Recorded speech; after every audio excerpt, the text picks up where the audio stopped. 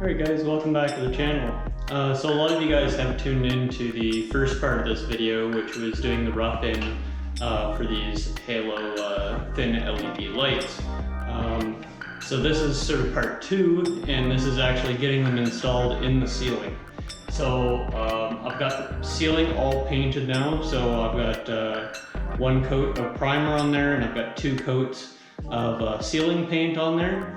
So now the ceilings are completely finished, and now I'm going to try to install these. So some of the tools that you're going to need, or that I'm going to use for my method of doing this, I've got my drawing and my map kind of where they went in the ceiling, reference to the exterior walls. I've got a tape measure, I've got a couple tape measures. I've got a right angle drywall square, and I've got a plumb bob. So what I'm going to try to do is lay it out on the floor where the lights are going to be. It's easier to work on the floor than on the ceiling with tape measures and that sort of thing. And then I'll use the plumb bob off of the ladder. So I'll stand on the ladder, drop the plumb bob down, match it up to that dot that's on the floor, and then that will be the center point on the ceiling for where I will start cutting the hole. Now to cut the hole, there's a couple different ways you could do it. They do provide a paper template in each box of these. So with that template, you could definitely trace that and use any number of tools to cut it out. From a reciprocating type saw to a jigsaw. I'm going to be using a 6-inch hole saw, which is probably kind of a more expensive way to go about it, but it would give, I'm hoping anyways, give a perfect 6-inch circle to pop these in on. I'm going to try that, we'll see how it goes.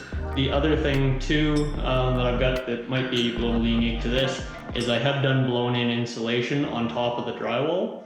So when I do punch those holes through, I'm going to have a whole bunch of loose insulation up there. So hopefully I can keep most of it up there, and we'll see how much comes out. So this is a pretty small room that I'm starting with, and I'm starting with this room just in case things don't go as planned. It's going to be the least visible. There's only 2 lights going in this room because it's about a 9 by 10 room, and so I'm finding the center of the room and then measuring off the wall with the T-square, which gives me make sure that I'm measuring 90 degrees off the wall. So at this point, a second hand to steady the plumb bob at the bottom probably would be of some assistance, but with a little bit of patience, you can get it right on the mark, and then mark the ceiling accordingly. So I've got my center point marked here, and there's a couple things that I'm going to do, because you really only have one shot at this. If you're drilling a 6-inch hole and this is going into it, if you're off by an inch, you know, you're going to be patching drywall and repainting. So we're trying to avoid that. So a couple of gut checks that I am going to do. I'm going to remeasure things up here as best I can to make sure that it matches what we had down below on the floor and on the drawing. And then I've also got a stud finder, and so I've got trusses running here in the ceiling, and I'm just going to double check that that it is out here sort of 3 inches, so that I'm not cutting into that.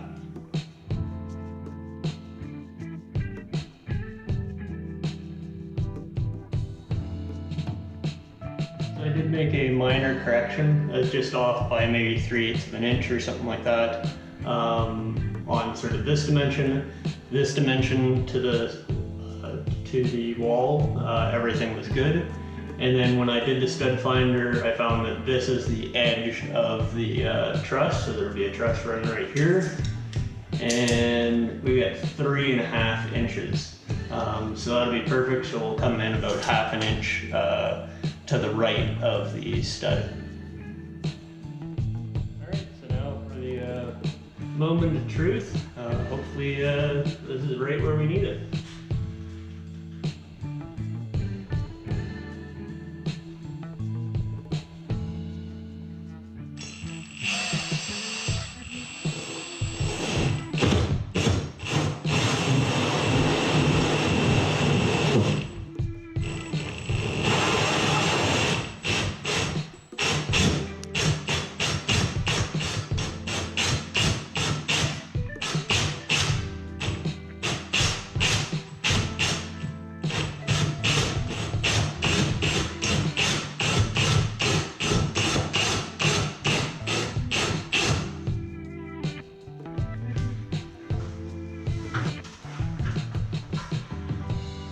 so slow and steady there.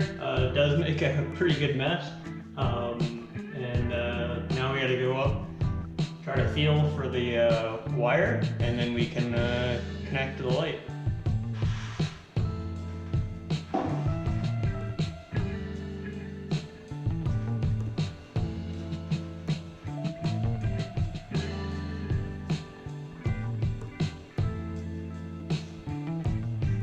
I'm just trying not to knock down insulation.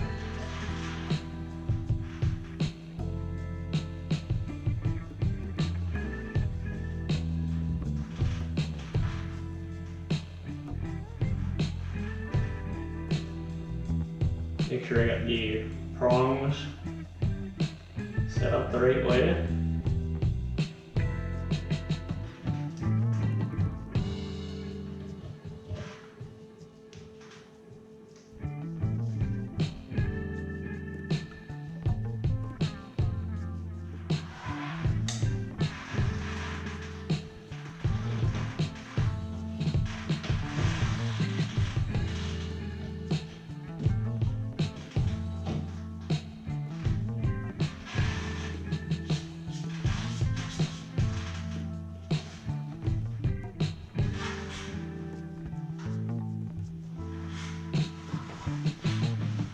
And there we have it. So we got it plugged in and sitting flush, and everything's looking good. I will probably grab a little microfiber towel and just dust off the ceiling here, because there's a little bit of drywall residue from doing the cutout there.